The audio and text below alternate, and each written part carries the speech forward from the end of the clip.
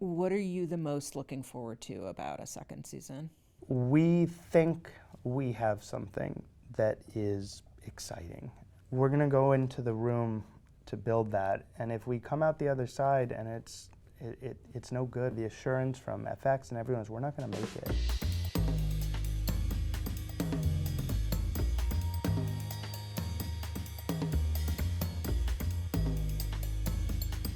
Shogun creators, Justin Marks, Rachel Kondo, thank you so much for coming. I'm so pleased to be having this conversation. There's so much to talk about. You created a whole world, and I would like to dive into it. So Justin, I believe you were sent the James Clavell novel Shogun in the year 2018, if you can remember back that far. Yeah, it was 2018 when FX sent the book over. I had not read the book. It was a cover I recognized from everyone's parents' nightstand. What happened was that once we opened the book and started to read it, it's really this wonderful, modern, surprising, intersectional story about how we encounter other cultures. So yeah, it became very exciting at that point. Rachel, what was your experience of that?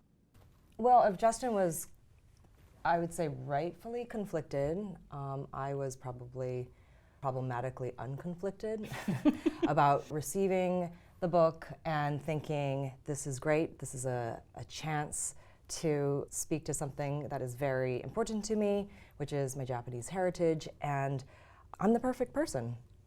And this is great, and Justin can come along for the ride. When you take on a project that's as massive in scope as this one, what are the first things you do? You breathe deeply.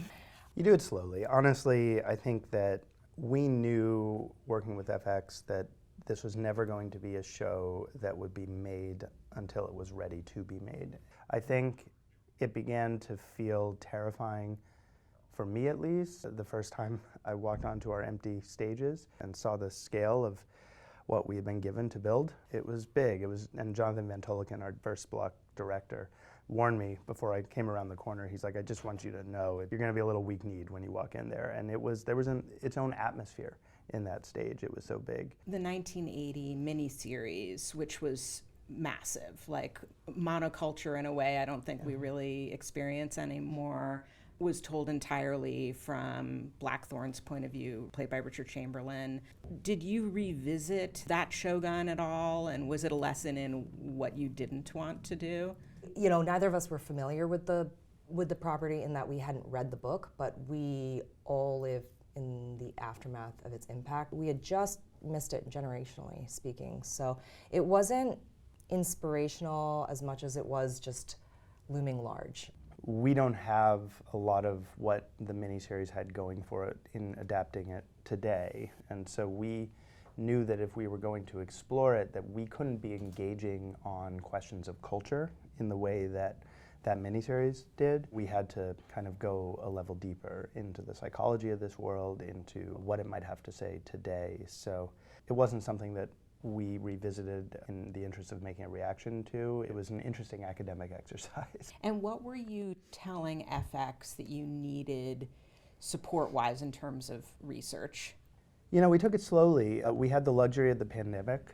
You know, we came out of the writer's room about 3 weeks before lockdown, and so we had all of our scripts, but we also had a lot of time to navel gaze, and we began to enlist Japanese consulting producers, collaborators to read the script, begin to talk about cultural concerns, details, what are some of the kind of common mistakes that Hollywood films have done.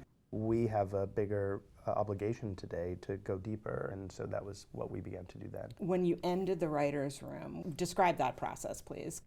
Couples therapy. Yeah, that's when it began. Though I would really say, because there's no point in translating the dialogue until it's actually ready to be spoken, so we would lock the scripts a lot earlier for production than they would ordinarily be locked.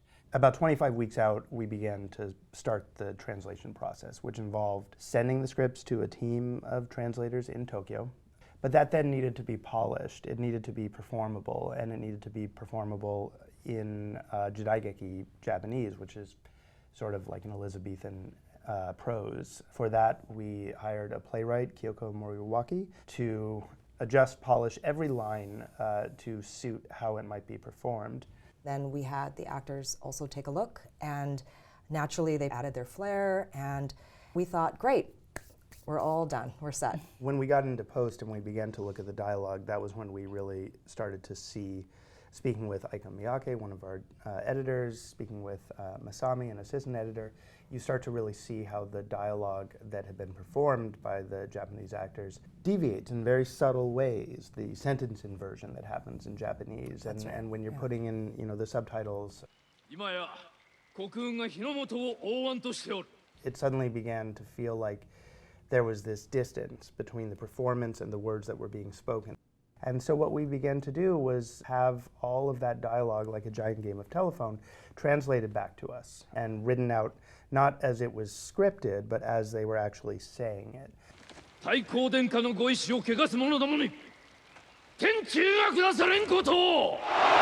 Most of the time, it was exactly what was scripted, but there were these moments where it deviated, and then we would have to make that choice as to which one we used, or to kind of give it an extra polish, which really turned into many, many weeks of couples disputes. I thought it was years, but it was just weeks, maybe months. The best example that we have is in episode 1 at the end, when Toranaga asks Lady Mariko, will your Christian faith put you in conflict when it comes to your service to me? And she says, if I were just Christian, then yes, it would. But I am more than one thing. And that was what we had initially wrote, and we felt really great about that for a long time. And then through this long game of telephone, it's translated back to us as,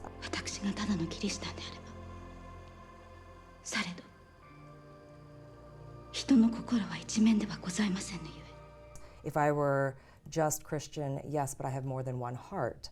And to us that felt so much more poetic. It was just one of those moments where we felt it was so far beyond what we could have ever done on our own, and it was the perfect thing to run with. I wanted to ask you about casting your 3 leads. Was it clear to you from the start that you wanted Hiroyuki Sanada to play Toranaga? For us, at least, he was always the guy, and we never deviated from that. Cosmo Jarvis, who played Blackthorne, is an entirely different story because we had to find him very much like we had to find Anna. I don't know how Justin did it, but she's a unicorn. We needed somebody who could not only be fluent in Japanese and English, she had to have a fluency with both cultures, right, and be able to flow between the two in this way. And so she not only has to be, bilingual, bicultural, and be a performer, she has to be an athlete too. It was very, very physically rigorous. So I don't think we had a show until we had Mariko. We really didn't, because until you can find that actress who can thread that needle. I will honor my duty as your translator. But from this day forward, the only words we share will be from others' lips. Honestly, you don't really have the key magic trick of this show, which is someone who navigates 2 cultures at the same time. Obviously, Tadanobu Asano became a huge fan favorite as Yabushige. He's obviously a very well-known actor, movie star in Japan, but what did he bring to the role? Do you see him chomping at the bit? I think ready. Part of the reason why it's exciting to talk about actors like Tadanobu Asano in this show is because it speaks to exactly why we needed to do this show in Japanese. Because you have an actor like him who is such a dynamic force. I find him to be this generational actor who we as an American audience don't really associate as a generational actor. And it's because he's never been given an opportunity to perform in his own language. Every single scene he pulled sideways in one way or another. Every scene, it was like, what moment is he going to find? A nuance, a twist, something of an improvisation. One of my favorite moments is we had written the scene where I think all he was supposed to do was pat Blackthorne on the shoulder and teach him how to say thank you. He asked, would you mind if I try a different line? And he just started to get Blackthorne instead to say, I am a dog. I am a dog. And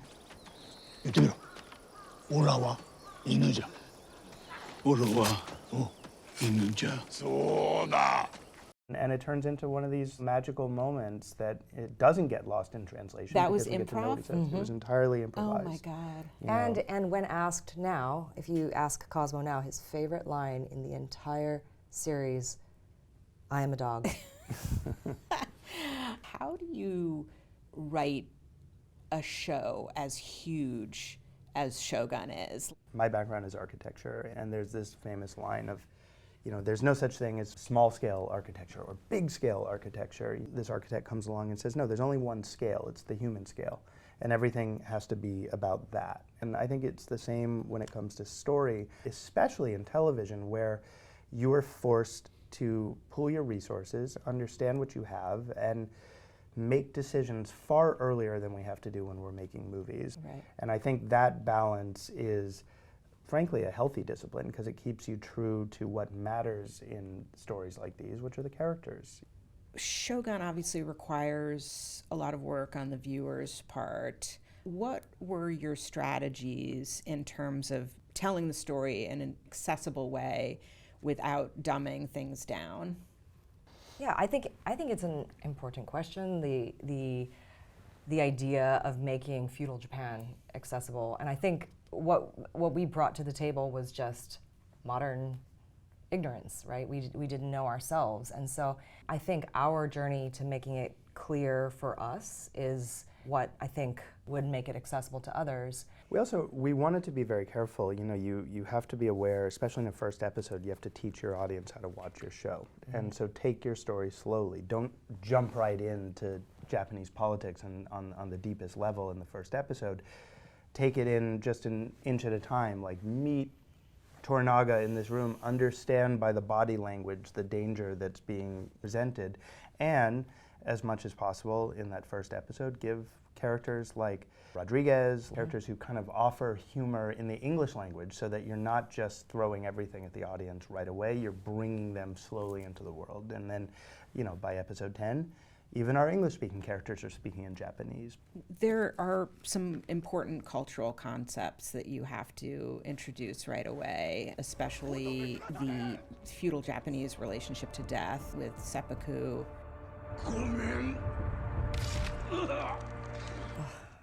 Where do we even start? I'm thinking back to the room in which we all came together, I think, with a very healthy sense of worry when it came to Japanese rituals such as seppuku, as it spoke to their relationship to death. And this is something that's completely new to us. And to be honest, I don't even know if it's something we can ever understand. But when it came to Blackthorne's encounter with seppuku in episode 10 in the book, that's much earlier.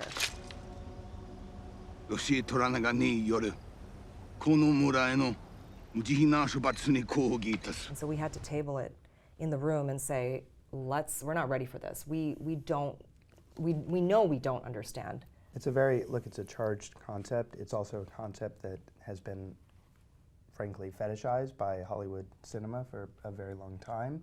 And so we wanted to be so deeply respectful of it and slowly build to it so that by the time Blackthorne is doing what could be seen as an act of appropriation in episode 10, it really is born from a place of honesty in his heart, that he's not trying to recreate the actual act that would be performed by the Japanese. He's simply trying to show that he understands it. 気が済んだのであれば、あの船を立て直し、わしのために水軍を作るがよい。 Because seppuku is not it's not an expression of death, it's an expression of life. It's an understanding that life is such a precious and important thing, and that to stand for something, to stand for conviction, is something that one should take incredibly seriously.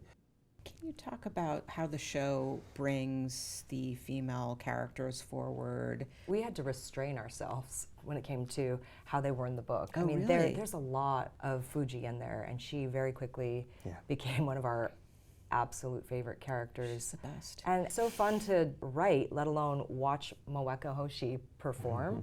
I mean, it's astonishing. Can you talk about the show's approach to sex?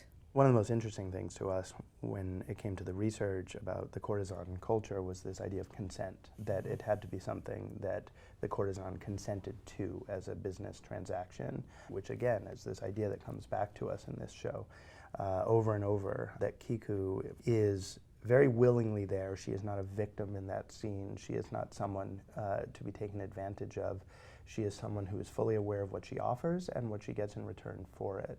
It was a 10-month production. What was it that caused the delays? 10 months of shooting, but we were there from, August until July? Yeah, almost a full so year. 11 months. I mean, this only probably created a few weeks of photography, but we did kind of keep reevaluating the first 2 episodes and say, like, do we need more? What should we do? How should we engage it? You know, the opening prologue of the show with Blackthorne on the Erasmus was something we came to in the middle of production. At one point, we tried to move it to the shores and to make it this idea of it's about Japan at this time and here comes this alien ship. But when you know absolutely nothing about the alien ship, it began to be a thing that we were challenged by because I didn't feel the tension between what Blackthorne wanted of these people and what these people wanted for themselves. Was FX freaking out about budget stuff, or was it like COVID is all bets are off? I mean, we've put kind 10 of. We've put 10 years into this. COVID became everyone's enemy and friend when it came to that, but I do think that there's this term we use in production, it's appetite, right? And appetite is something that can grow or diminish depending on what we see in the footage. And I think that as FX began to see the footage, any kind of concerns about the rigidity of our budget early started to just soften a little, in that I think everyone felt like we wanted the same story. And by the way, as big as it was, and there were days where it was wild, I felt like in a lot of ways we were far more frugal than other productions I've been involved in, because of the fact that anything that you have on this show, on screen, you've got to create from nothing. So you really have to be, do we need this? Do we have to have this? If so, great, let's put it there, but otherwise let's not do it. So it was, the bigger the production gets, the more thrifty it really has to be. Thrifty meaning intentional, I guess. Yeah. I want to ask you about specifics in the final 2 episodes. I know Mariko had to die, but how hard was it to kill the greatest character? There are a lot of great characters, though. Okay. we also shot in order, so we had Right. also seen our beloved Hiromatsu die, and it was difficult. It was tough. I'll tell you when it was tough. I called Rachel on the way home from shooting that scene in episode 4 when Mariko and Blackthorne are sitting in the garden. And it was really the first time we had seen the fireworks between Cosmo and Anna together on screen, because it was like very early in the process. And I called Rachel and I was, tearing up from that scene because I said, we're gonna have to kill her. Yeah. Like, we're gonna have to do this. This is gonna end. And it really started to hit me, the gravity of what was ahead. Yeah. Can you talk about in episode 9, their fake outs? You think she is going to commit seppuku in protest, she's saved at the last minute, and then she blows up. Can you talk about the journey that you wanted to take the viewer on? Maybe she won't die. Yeah, I mean, that is all in the book too. We stayed pretty close to the book, and the way that it was propulsive in reading it, we were hoping to mimic that, I suppose. You did. Blackthorne's dream or hallucination in the finale of himself as an old man. Please discuss. That was an invention of the writer's room of the show, and we love this idea in a show about people trying to take control of their future, to jump forward and initially make you believe that this is all just kind of an old man looking back on a life probably filled with regret, only to learn that it's really the dream of a young man looking forward with regret of a future that he then closes the door on by tossing that cross into the water. The big epic meeting between Toranaga and Blackthorne in the finale. Dickie. Talk about what went into the writing of that scene. I would say that was one of the toughest things to work toward, because way back in the early days, we had tabled seppuku, and we didn't know if it would come back. We kind of waited as a room for a moment in which it would make complete sense. That was a tough scene. I give a lot of credit, not just to the writers of that episode to Megan Wong and Emily Yoshida, but also I'm thinking about Cosmo himself in performing that scene. There are some moments of real magic that he found in the days leading up to that day, including something that when he proposed it, it really kind of, I could see it on his face immediately, and that's the face that he gives when he says it, but this idea of that he knew this one word from episode 2 that had been given to him, and that word was Teki, enemy. Teki! That he can't really speak Japanese, and he's trying to communicate a real deep emotional well to Toranaga to tell him how much he hates himself in some way, and realizes the kind of man that he was when he came here, and he needs to kill that man. And the only way he can kill that man is to identify it. And he said, I should say Teki. And then he did, and he tries it out, and then he tries it and he yells it. And all of that was Cosmo, was finding that in that place. And really, I think just a key, really moving callback. Most of the callbacks were found pretty late, right? Yeah, pretty late. And similarly in the scene between Toranaga and Yabushige, そこでわしは女子を一人送り込み、軍勢にもできぬことをさせたのじゃ。 can you talk about that final scene and what you wanted it to say about both characters? You know, you all have a vision. Everybody has a vision starting out, and mine personally was of 2 men in period clothing sitting on a grassy knoll saying nothing, and you just always have that image in your head, and you kind of write to that, and it ended up somewhat happening, very differently. But when it comes to that scene, I think that line was incredibly important to Justin to make sure that we had the right environment to deliver it.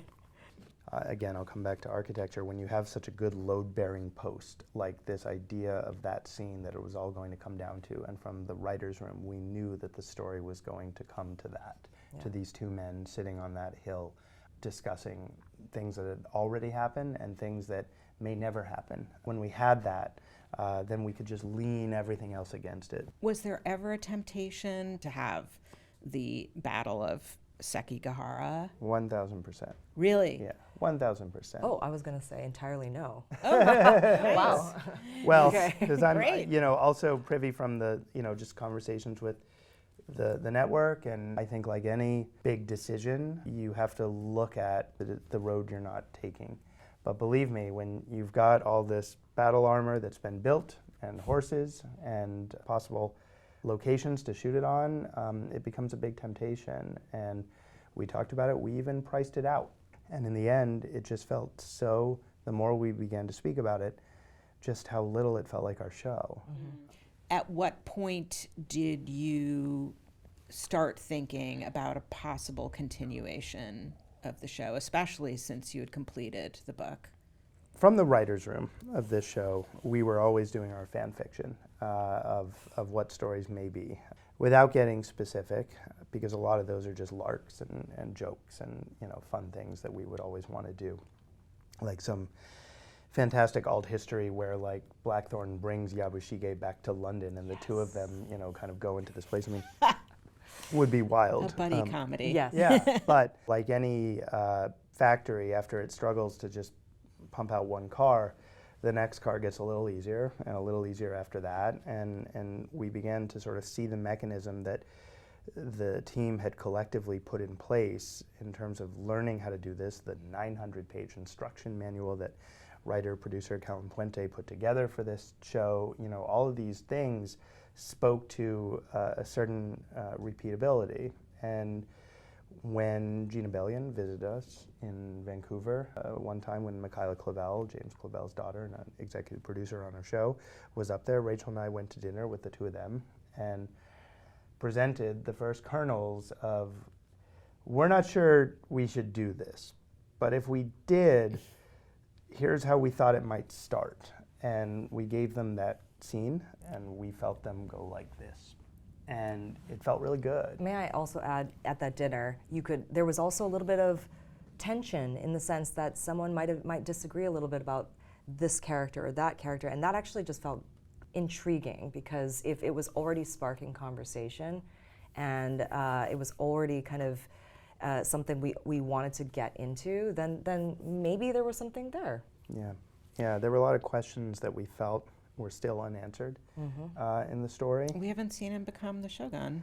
Not the least of which is that the title character doesn't become the title character. And that's really, when you have history on your side, what you don't have on your side is this wonderful book moving forward. There are no roads where we're going. And I would be lying if I said we have the answers right now. We had been speaking with one of our historical advisors who we cherish and talking just about, like, tell us a little more about William Adams here and Tokugawa Ieyasu there, and tell us about some new characters and some new things that are going on. And okay, yeah, interesting. And really just building that together into a shape that started to feel like, oh, I think we have to do this. I think we really love this idea.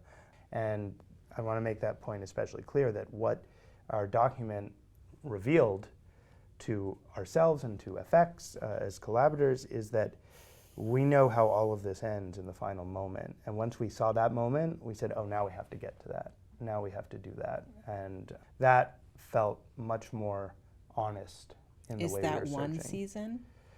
More than one season? It's more than one season. Yes. Yeah. And it's we know how it gets to that place, and that place historically is based on a story that our Frederick Krinz told us that came from history that was like, oh, wow, yeah, no, this is the natural end of this. We think we have something that is exciting and surprising. We're gonna go into the room to build that, and if we come out the other side and it's no good, the assurance from FX and everyone is we're not going to make it. And it takes as much bravery and courage to put something out into the world as it does to table it and to not put it out into the world. And I trust FX, Gina, Lindsay, Kate, John Landgraf. I trust them to kind of be the people who shape that process and who kind of tell us yay or nay. What are you the most looking forward to about a second season? Oh, and what are you the most dreading? Honestly, getting back into a writer's room. The writers who put this show together were such a pleasure, and it was so long ago Right. that we were all really together. was, It was yeah. before the pandemic. We miss them. Yeah, Yeah. And to get the band back together would be such a thrill, and it's the place where I think as writers we're happiest. What I'm dreading is night shoots with the galoshes in the mud and the snow and the horses and all that stuff coming back again. I still have nightmares. Well, at least you won't be breastfeeding. That's true. That's true. We hope. Thank you both so much. This was Thank a you, total Kate. pleasure. No, thank you. and Thank you. congratulations. I mean, what an accomplishment. Thank you so much. Yeah, it was two babies and a TV show at the same time. So 3 babies. yeah, 3 total. Yes, that's right. Thank you. This was great.